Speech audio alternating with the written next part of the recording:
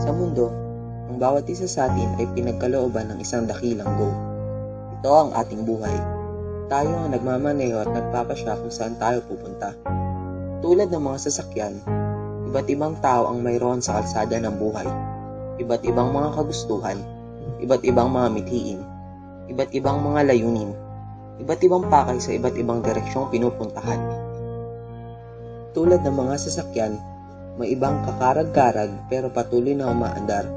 Yung iba naman, magarat, bago pero stock up naman. Maraming nagmamadali pero ang iba naman ay chill lang. May ibang lumulusad sa traffic at tumutuklas ng mga iskinita. Ang iba, sabay-sabay na tinatahak ang magkakatulad na daan. Karaniwang ang daan na ito ay yung itinakda ng lipunan na tahakin ng mga mamamayan.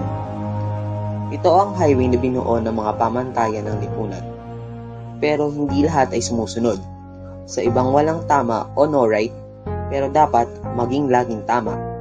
Huwag subukan ng bawal, say yes to no, para sa kabutihan, kapakanan, at kaayusan. Pero sa mga bawal, marami pa ring tumatalikod at nagkikibit-balikan. Marami kasing daanan. Bakit ka makikisabay sa traffic sa highway kung makakalusot ka naman sa mga eskinita? Kaya maraming naliligaw eh. Ayaw nating maipit sa traffic sa highway, kaya yun, kalulusot, maraming naliligaw pa sa mapanganib na lugar. At karamihan na napupunta dito, sino pa? Hindi tayo mga kabataan.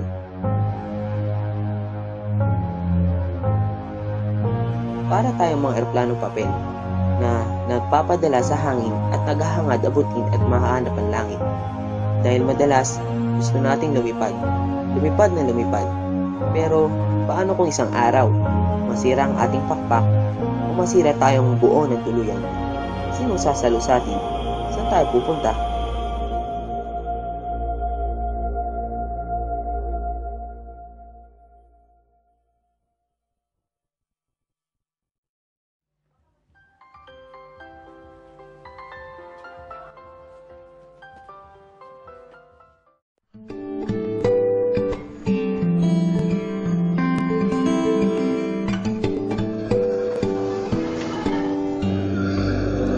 Jackpot na naman ang araw na to.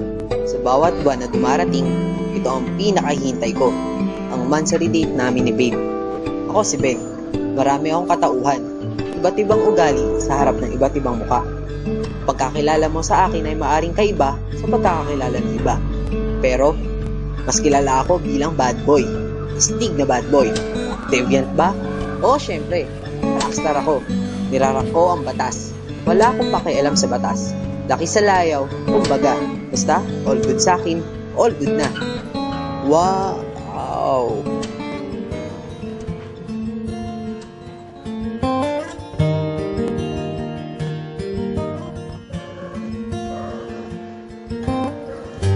Wow, student.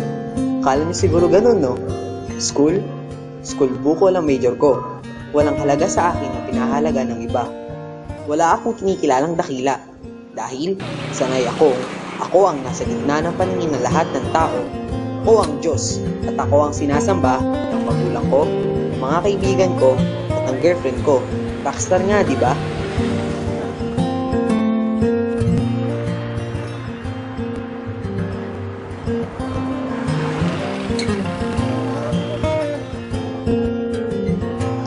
Marami pang kalokohan ng barkada at dapat ako ang laging bida.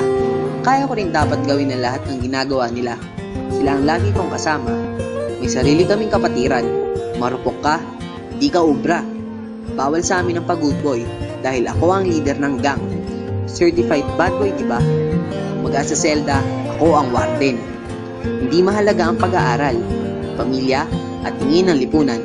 Kung may pasok ka, hindi magkating ka. Kung may pamilya ka, magpaka-black sheep ka.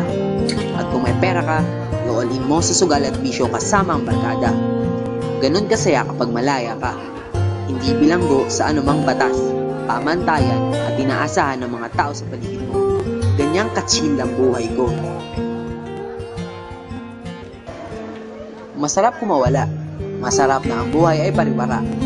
Para kung may pakpak at lumilipad sa langit, naabot ko ang alapaap. Cloud 9 ang lagi kong nadarama. ay tila paikot-ikot lang ako sa isang siklo. Hindi nakakasawa, hindi nakakapanghinawa. Ganito pala kasarap kapag pinakikinggan mo ang tawag ng laman. Kapag kasama ko si Babe, nahanap ko ang langit sa sarili naming mundo. Kapag ginusto ko, ako ang masusunod.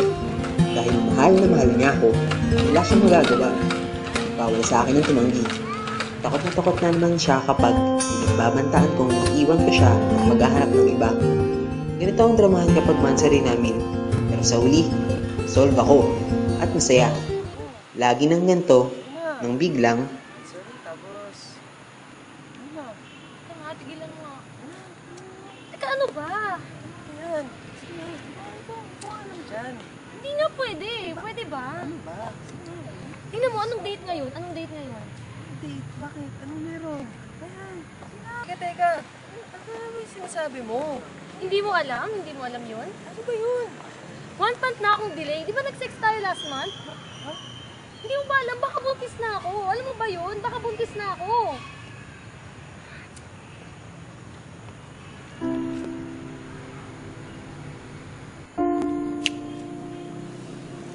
Paano?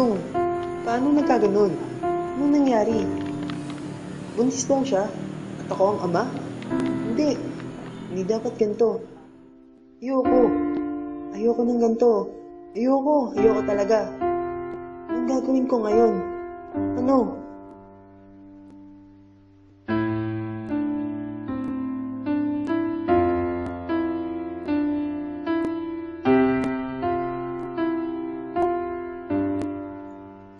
Tatakasan ko ito.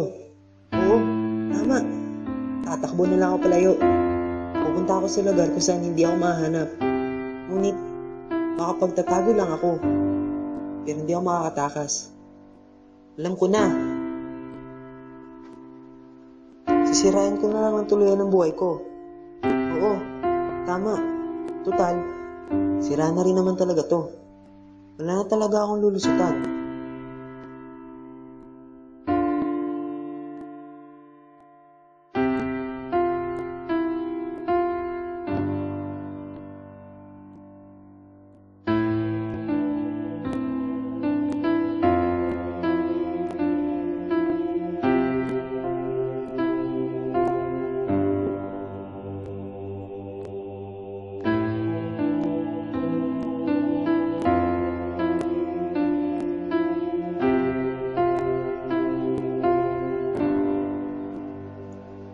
Ang paraan, tanging paraan na lamang, ang mamatay. Tama, ang mamatay. Magpapakamatay na lang ako.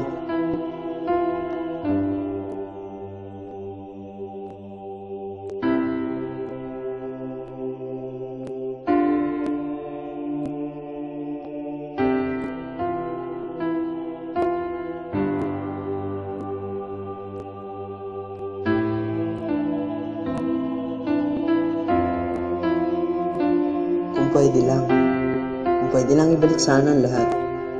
Kung pwede lang itama lahat ng pagkakamali. Kung pwede ko lang higilan ng sarili sa paggawa ng masama.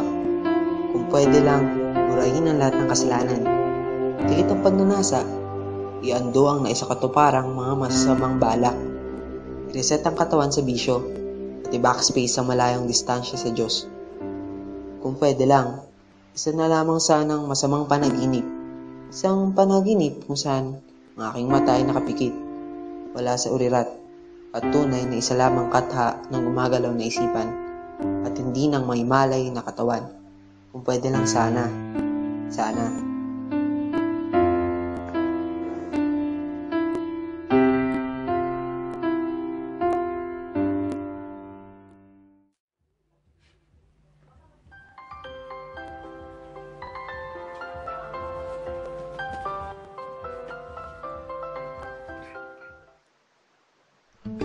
Wala namang taho na nasa ibabaw ang matamis na arnibal. Tao na natutong munang lumakad bago umiyak. Pagkain dumi muna bago pa man kainin. O response bago pa man ang isang stimulus. Ang pagsisisi ay wala sa unahan ng maling hakbang o desisyon. Kundi ito ay laging nasa huli. Sabi nga nila, the end always justifies the means.